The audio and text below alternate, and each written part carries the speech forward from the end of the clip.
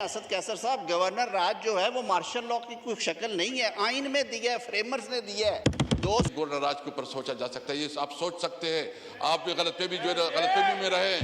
132 से 234 तक बैरिस्टर गौर खान बैठा हुआ है। अगर वो हालात होते हैं तो ये एक आईनी अमल है। हम अपना जबूरी जदोजहद भी करेंगे, हम एहतजाज भी करेंगे कि आप पुलिस के डाले आगे पीछे ले जाके फायर ब्रिगेड की गाड़ियों के ऊपर वर्कर टोपियों वाले बिठा के सरकारी क्लाशन कोफे लहरा के इस्लामाबाद पे हमला करें, वो गैर आईनी है।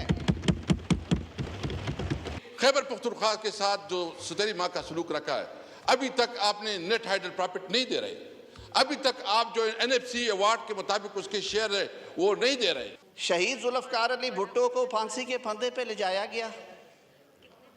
लोगों ने एहतजाज जरूर किया लेकिन उसकी लिमिट्स थी, उसमें रह के किया। मोहतरमा बेनज़ीर भुट्टो साहिबा को शहीद कर दिया गया। आग लगी मुल्क में, पार्टी रहनुमा आगे आए, उन्होंने हाथ जोड़े, उन्होंने कहा मुल्क को चलने दो। मियां नवाज शरीफ को 2 दफ़ा इक़्तिदार से निकाल के बाहर किया गया। हमने तो नहीं कहा कि हम सरकारी असला लेके, सरकारी गाड़ियां लेके, सरकारी शब-शबा के साथ, सरकारी प्रोटोकॉल्स के साथ दारुल खिलाफे पे हमले करेंगे। मैं असद कैसर साहब मेरे भाई हैं, मेरे से ज़्यादा तजुर्बाकार हैं, कानून को समझते हैं, स्पीकर की चेयर पर रहे हैं। असद कैसर साहब, गवर्नर राज जो है वो मार्शल लॉ की कोई शक्ल नहीं है, आइन में दिया है, फ्रेमर्स ने दिया है।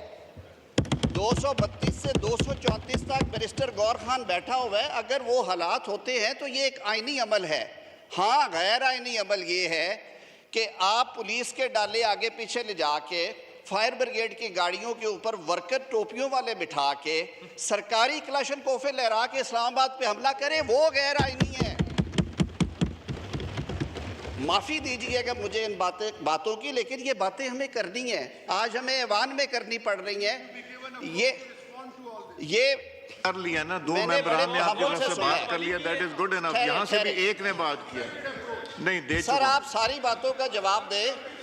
स्पीकर साहब, मैं सिर्फ ये हाथ जोड़ के ये इस्तदा करता हूँ कि पहले गलतियाँ बहुत हो चुकी हैं। गलतियाँ आपने भी की हैं, अपने दौरे इक़्तिदार में गलतियाँ हमसे भी हुई होंगी या कर रहे होंगे, लेकिन इंट्रोस्पेक्शन भी किसी चीज़ को कहते हैं ना। अपने दामन में भी हमने झांकना है। हम तो समझते हैं कि हमारे साथ भी जो होता रहा था उस पे हमने उस लाइन को क्रॉस नहीं किया और करना चाहिए भी नहीं।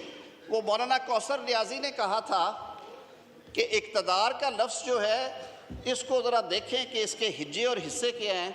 उसी में सारा सबक है इस मुल्क की सियासत का कि जब आप इक़्तिदार से निकल के, जब वो कहते हैं जी पहला हट जाता है तो फिर सीधा दार नज़र आता है आपको। हमें ये फ़िलॉसफी चेंज करना है और ये एक जमात चेंज नहीं करेगी, ये सब ने मिल के चेंज करना है।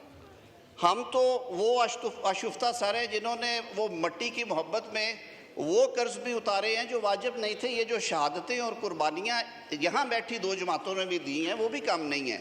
जेलें हमने भी काटी हैं। ठंडी ज़मीनों के ऊपर हमारे बुज़ुर्गों को भी सुलाया गया और उनकी भी बेतौकीरी की गई। हसब तालों से गिरफ्तारियां यहाँ से भी हुई हैं, लेकिन इन बातों को दोहराने का फ़ायदा नहीं है। आगे की सोचे सर, चलें अब आगे चले।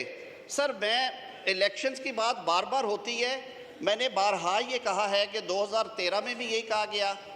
आपके कहने के ऊपर धरने देने के बाद, पता नहीं क्या क्या होने के बाद, पाकिस्तान के गैर मुतनाज़ा तरीन चीफ जस्टिस नासरुल मुल्क साहब ने इंक्वायरी हेड की। आपकी ख्वाहिश के मुताबिक इंक्वायरी कमीशन बैठा, एक बाइज्जत मुनसफ बैठा और उन्होंने वो क्लीन चिट दी। तो फिर क्या निकला? ये ज़्यादा बेहतर नहीं था आपस में बैठते? अभी भी आप रोज़ 2024 की बात करते हैं, फरवरी के इलेक्शंस की। आपने 90 से ज़्यादा पटिशन्स की हैं, 70% से ज़्यादा उसमें से फ़ैसला हुई हैं। खैबर पख्तूनख्वा में जो लोग जीते हुए उनके हक़ में हो रहा है, सिंध में जो जीते हैं, पंजाब में जीते हैं, जहाँ पे 1-2 हलकों पे नज़र आया वहाँ पे ज़िमनी इलेक्शन अनाउंस कर दिए गए हैं। तो भाई एक लीगल आइनी मैकेनिज़्म है, या तो आप फिर उसको ना मानते, आप बैठते ना। तो खुदा के लिए इस मुल्क का सोचें। 25-26 करोड़ लोग इस मुल्क में बसते हैं। आने वाली नस्लें, ये जो बच्चे बैठे हुए थे, ये क्या सबक लेके जाते हैं? स्पीकर साहब तो आपकी अब कोई ऐसी बात करें जिसमें कि आप लोग बैठ के आपस में सर मैं बात करें कि हमें सलूशन क्या है। मैं सर फिर दोहरा रहा हूं कि वज़ीर आज़म पाकिस्तान मियां शहबाज शरीफ साहब ने एक दफ़ा नहीं बारहा कहा है, हमारे पीपल्स पार्टी के दोस्त भी यही बात करते हैं कि सियासत का एक उसलूब है और उसलूब ये है कि आपने बिल बैठ के मामला हल करने हैं, तय करने हैं। जो मैंने अर्ज़ की है, चढ़ाइयाँ करने से, जुलूस लेके आने से, धमकियाँ देने से ऐवान फतह नहीं होते सर। ऐवान इंशाल्लाह ये पाकिस्तान के अवाम का मुंतखब ऐवान है, ये इसी तरह रहेगा। हम सर हाजिर हैं, आप जब बुलाएंगे हम आएंगे, आपकी जो हदायत होगी उस पर अमल होगा, ये हुकूमत की कमेटी। अब आप लोग ज़रा बैठ जाइए, आज ही बैठ जाइए, ज़रा इनसे बात कीजिए ताकि असद साहब आपने भी बात की, गौहर साहब ने भी बात की, नूर आलम साहब ने भी बात की, आज़म साहब और रफ़ीउल्लाह साहब ने। मेरा ख्याल है गुफ्तगू बहुत हो गई है और हर एक ने एंड में बात एक ही की है कि जी बैठ के बात करें, मुल्क के मसाइल हल के। अब हम क्वेश्चन आर पे आ जाते हैं जी। जो सबसे ज्यादा पॉपुलर पार्टी है, पार्लियामेंट सबसे बड़ी पार्टी है, उसके खिलाफ ये कह रहे हैं कि गोल्डन राज के ऊपर सोचा जा सकता है। ये आप सोच सकते हैं, आप भी गलतफहमी में रहे, ये याद रखें। इस तरह नहीं है। देखिए, हम अपना जबूरी जदोजहद भी करेंगे, हम अपना एहतजाज भी करेंगे, अपना स्ट्रगल भी करेंगे। आप क्यों कहीं नहीं बोलते? आपने खैबर पख्तूनख्वा के साथ जो सुतरी माँ का सलूक रखा है, अभी तक आपने नेट हाइडल प्रॉफिट नहीं दे रहे, अभी तक आप जो NFC अवार्ड के मुताबिक उसके शेयर है वो नहीं दे रहे। जी बिस्मिल्लाह रहमान रहीम। जनाब स्पीकर, आपके साथ मेरे टेलीफोन पे भी बात हुई। इससे पहले मैंने इसके चूँकि पार्लियामेंट्री इजलास था हमारा, इसकी वजह से हमें पता नहीं चला कि वो रेजोल्यूशन कौन लाया, क्या हुआ। लेकिन चूँकि वो रेजोल्यूशन मैंने उसको पुट नहीं किया, मैंने उसको रहने दिया। ये मैंने आईज और नोज नहीं करा। बहुत मेहरबानी जी। जनाब स्पीकर, मैं एक आपको पता है और आप भी उस वक्त इस हाउस के मेंबर थे। हाउस में एक तकरीर में एक बात करना और बात हो, प्रैक्टिकल दूसरी बात होती है। एहतजाज का हक ये हमारे पार्लिमानी रवायात है कि इसका इस हाउस में होता है। और आपको याद है जब मैं इस पोजीशन पे था तो नवीद कमर साहब जो कि बहुत ही पार्लिमानी उस पर यकीन करते हैं, वो भी इस डाइस पे आया था। आपके नॉलेज में है, आपके उस डाइस उधर आया था। साहब कभी सीढ़ियों से ऊपर नहीं आए। वो उधर आए थे उधर। और एक साबिक प्राइम मिनिस्टर उसने जो लबुलहजा इस्तेमाल किया था वो भी आपके नॉलेज में है, वो भी आपके नॉलेज में है। और इस तरह हमने मिनिस्टर अकील साहब हाथ खड़ा करें, किसने ये बात की थी? हाथ खड़ा देखिए, ये बैठे हुए जी। सबसे पहले बात यह है कि इसने किस कैपेसिटी पे बात की।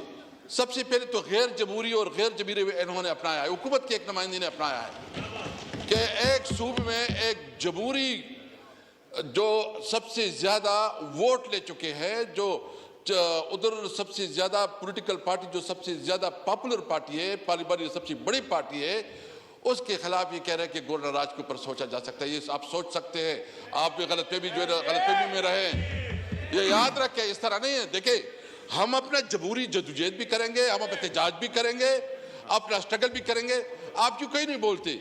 आपने खैबर पख्तूनख्वा के साथ जो सुतरी माँ का सलूक रखा है, अभी तक आपने नेट हाइडल प्रॉफिट नहीं दे रहे, अभी तक आप जो NFC अवार्ड के मुताबिक उसके शेयर है वो नहीं दे रहे।